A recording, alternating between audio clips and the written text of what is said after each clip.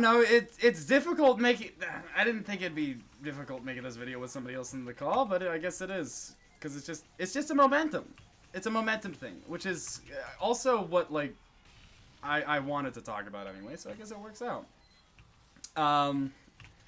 As of the last couple weeks, you know, I've been struggling with momentum because I got sick, as I talked about last week. You know, I was a bit of a sick guy.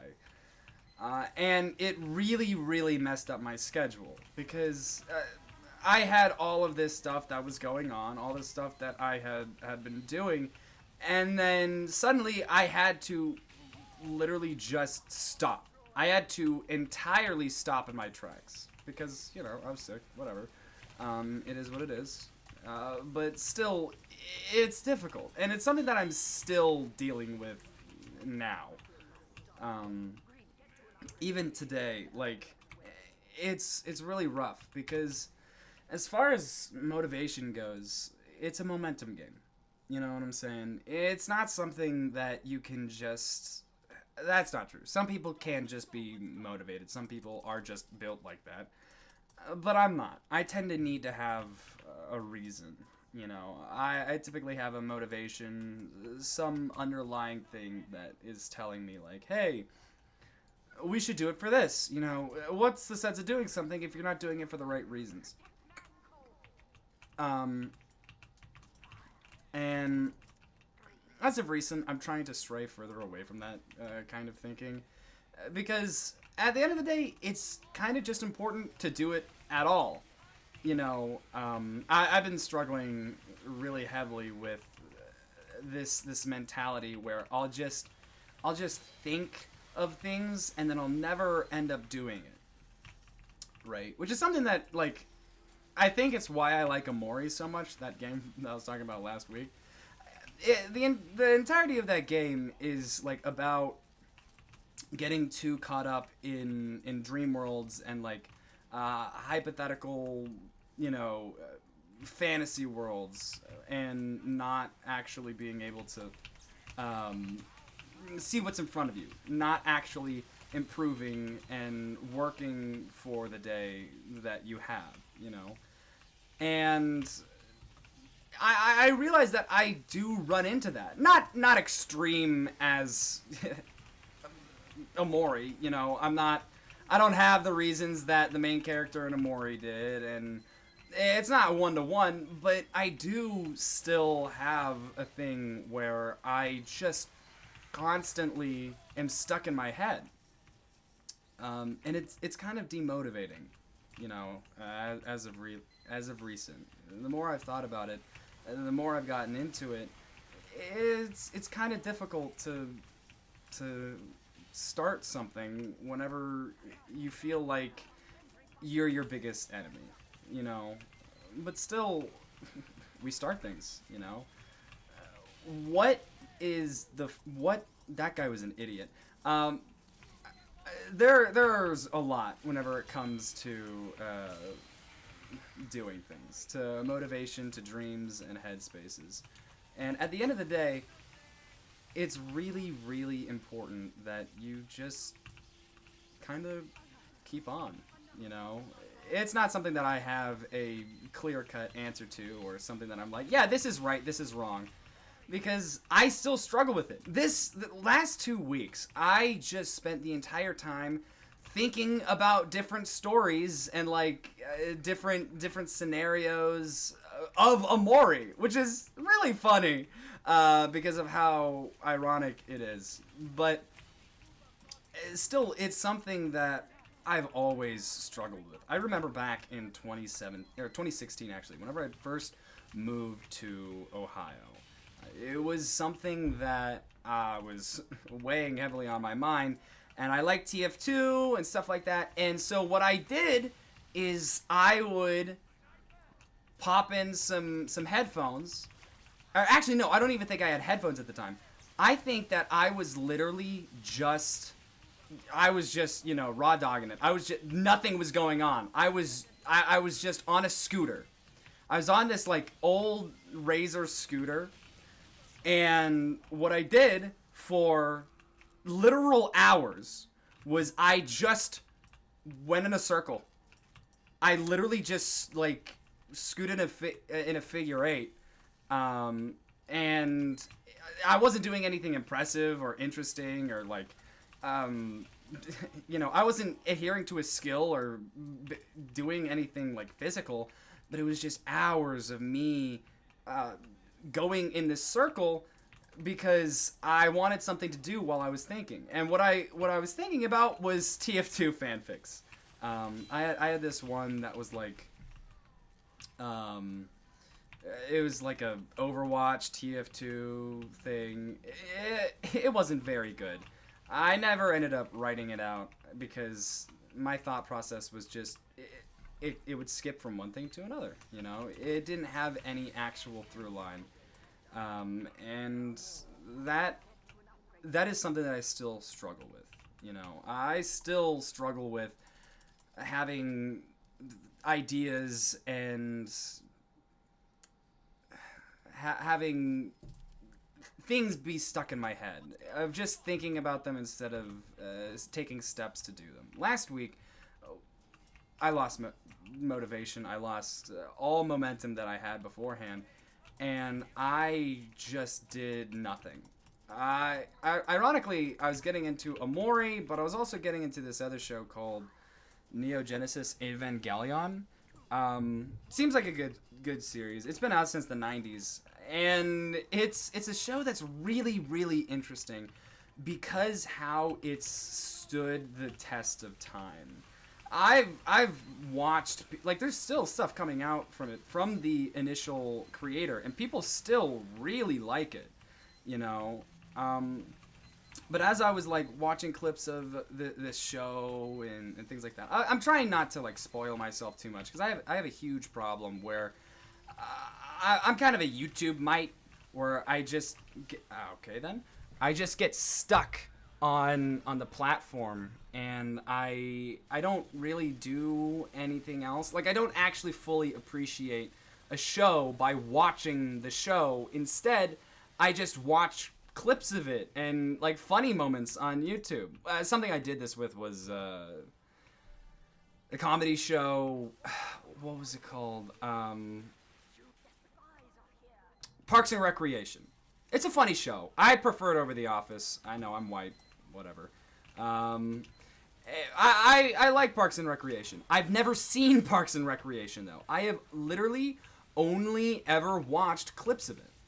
I just have not seen it like for what it is, and it's because I get so invested in these clips and stuff like that instead of actually watching it and instead of actually appreciating the writing and the characters, how they're supposed to be. And that's always been a pretty sizable problem for me because I grew up not watching the actual show. I grew up watching YouTube because we didn't, as a kid, my parents didn't buy cable TV because it was really expensive. And so I just watched the clips on YouTube. That's one of the reasons why Gravity Falls is one of my favorite shows of all time, is because I was able to get more mileage out of that show because there was like theories around it and stuff like that. So I was able to get more out of it than a typical show. And that's why I love it so much. Amongst other reasons. But anyway, Evangelion is really interesting because whenever I was watching these people like show this show that has stood the test of time, you have videos of people like watching it in the 90s where they have like an old TV, a tube TV type thing that is just it wasn't good. It wasn't optimal. Don't get me wrong. Fun fact about tube TVs, they're practically bombs. Like that's not a joke. If you like, you can look up videos where somebody like drops one and it explodes. They were not optimal. They always made this like weird hum and it had a static. I don't know why I'm explaining it. Honestly, if you've never had a tube TV before, that's scary, because tube TVs aren't that old.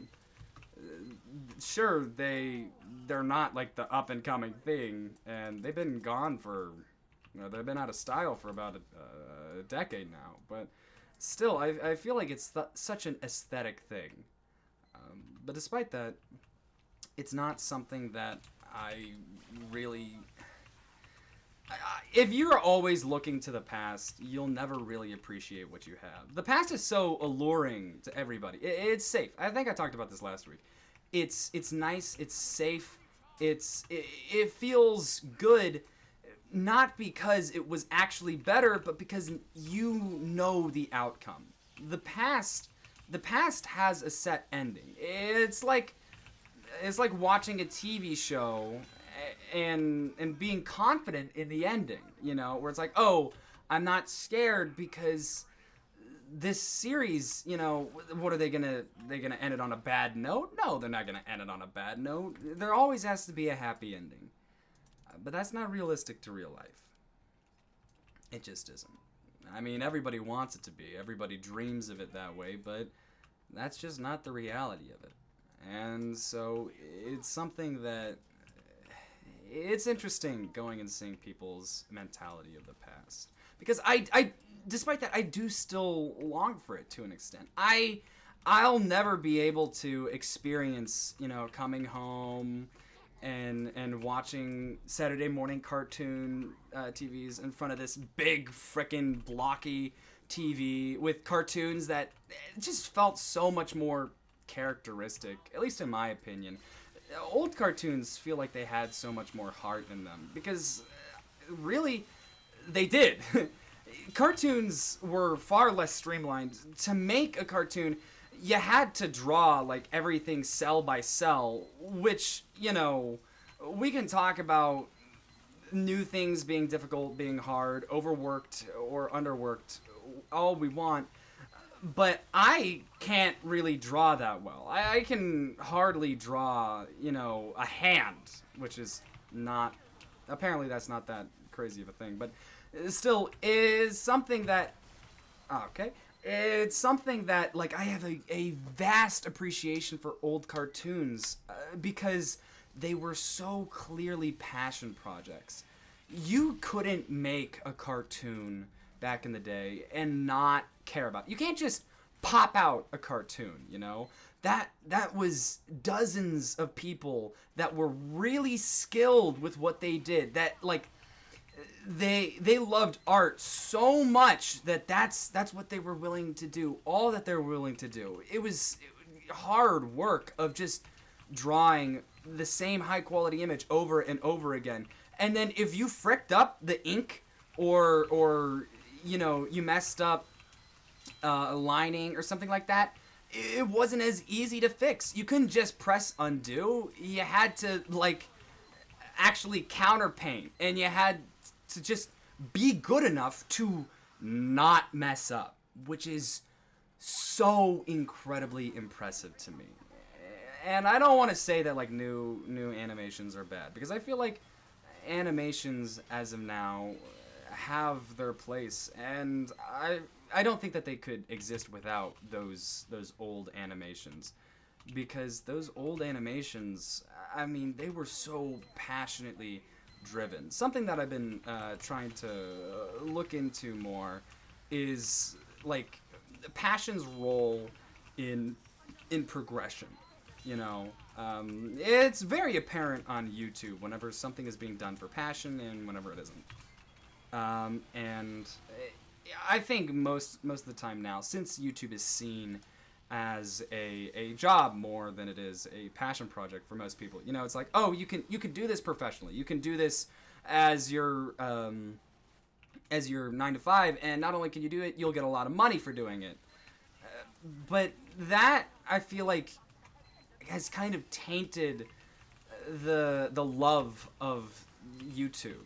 Whenever you go back to those people that started on the platform, that have been here since 2005 or pre-2010, before that they made any money, that there was any hope of anything happening here, they still made content, and a lot of those people are still around. It was such a small number, But whenever you compare the number of people that like used to be on the platform comparatively to the people that are on the platform, like it's crazy how the density of those old creators and how they have stuck around, even if they're no longer in the heyday and they're no longer at the front page of the website. You know, certainly their time have come and gone, but still they are still around. They're still making content, even if it's not in the same sense as it used to be. Content is content, and that's a lot more than many creators can say. A lot of people just freaking give up. They just quit because, I mean, it makes sense, you know. I've died like 5 times now. It makes sense. Whenever you're doing it with the mentality of like, hey, I'm going to, you know, I need to do this as a job. I need to do this as like, you know, a thing to provide, you know, and then you get into the pride of like, oh, this is what I should do because I can do it. You know, it's a big problem. But whenever you have old things, people that start off like animation, YouTube, whenever they start off and they're in that beginning bracket, I have so much respect for them because they did not expect anything of this platform. They didn't expect anything of the future. They would do YouTube even if nothing came out of it. And that's impressive because that is pure, unfiltered passion whenever it comes down to it, you know? And passion, at least in my opinion, is the main driving factor in something being remarkable. Something being absolute, like you can tell there's a difference between something that is good and something that is great. And the difference is passion. You can have something that on paper is completely good and will do well, but you can only have so many of those until you feel too burnt out to continue, you know?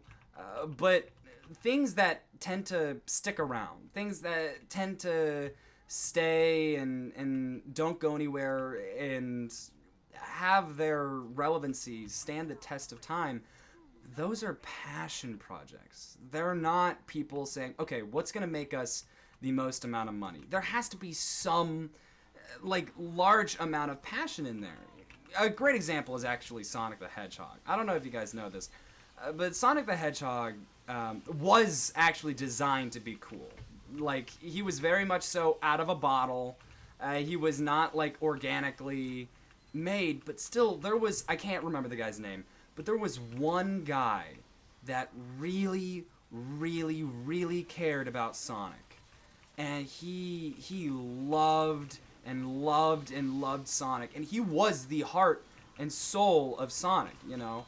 At the end of the day, he was him. And I don't mean that in like, oh, he was the character or even the father of it. But he was so passionate about this character. He was so passionate about what this could be, the potential of this you know, goofy little blue hedgehog, that he made a legacy that even now people are still trying to replicate. You know, Sonic, despite how cringy he is and how people view him now, it's no doubt that he is like a staple of so many different childhoods. He is a absolute like a behemoth in video games and in like memories, with people talking about, you know, this being good, that being good. There's so many different types of Sonic now.